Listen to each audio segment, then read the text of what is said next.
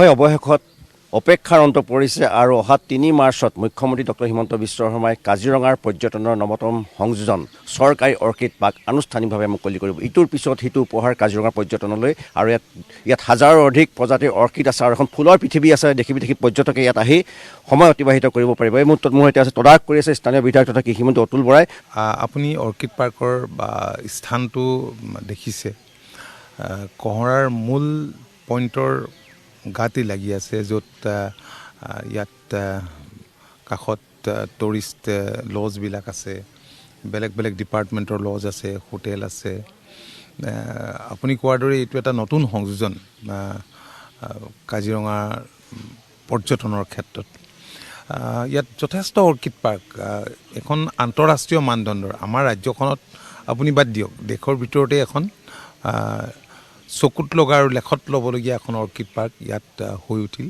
আৰু এইটো মুখ্যমন্ত্ৰী ডাঙৰীয়াৰ সপোন আছিল যে কাজিৰঙাত আমি এখন ভাল আন্তঃৰাষ্ট্ৰীয় মানদণ্ডৰ অৰ্কিড পাৰ্ক কৰিম।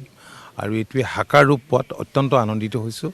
অহা ৩ মাৰ্চ তাৰিখে মাননীয় মুখ্যমন্ত্ৰী ডাঙৰীয়াই এই অৰ্কিড পাৰ্কখন ৰাইজৰ বাবে, পৰ্যটকৰ বাবে মুকলি কৰিব।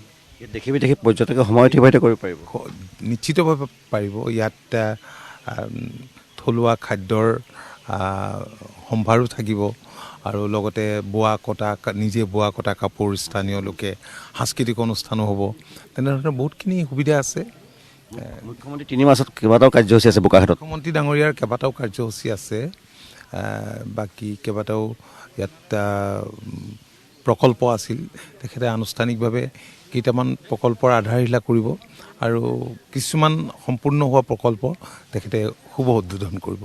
বোকাখাটৰ যিখন পেট হস্পিটেল, পেট হস্পিটেলখনৰ কামো ইতিমধ্যে সম্পূৰ্ণ হৈছে। সেইখনো সেইদিনা কৰাৰ কথা। কাজিৰঙাৰ পৰ্যটনে ইটোৰ পিছত সাধনী এখন পাৰ্ক কমাৰগাঁৱত, আৰু কেইবাখনো ডাঙৰ স্কুল ইয়াত নিৰ্মাণ হৈ আছে। স্কুলকেইখন মুকলি কৰিব, গেষ্ট হাউচ হৈ আছে, গেষ্ট হাউচ মুকলি কৰিব, police guest house, VVIP guest house মুকলি কৰা। ইটোৰ পিছত সিটো উপহাৰ কাজিৰঙালৈ মুখ্যমন্ত্ৰী। এইটো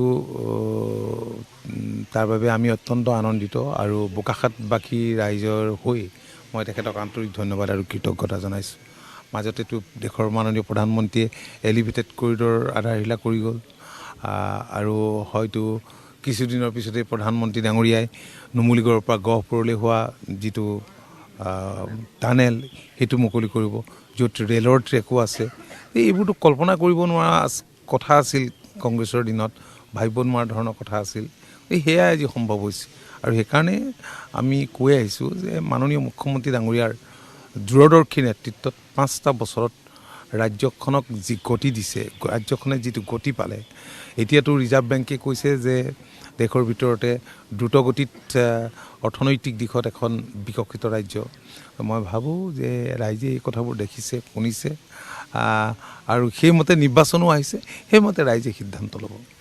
কেৱল ৰাজ্যৰ ভিতৰতে নহয়, দেশৰ ভিতৰতে আন্তঃৰাষ্ট্ৰীয় মানদণ্ডৰ এই চৰকাৰী অৰ্কিড পাৰ্ক ইতিমধ্যে সাজু হৈ উঠিছে দেশী বিদেশী পৰ্যটকক আদৰিবলৈ। আৰু অহা ৩ মাৰ্চত মুখ্যমন্ত্ৰী ডক্টৰ হিমন্ত বিশ্ব শৰ্মাই এই চৰকাৰী পাৰ্কখন আনুষ্ঠানিকভাৱে মুকলি কৰিব।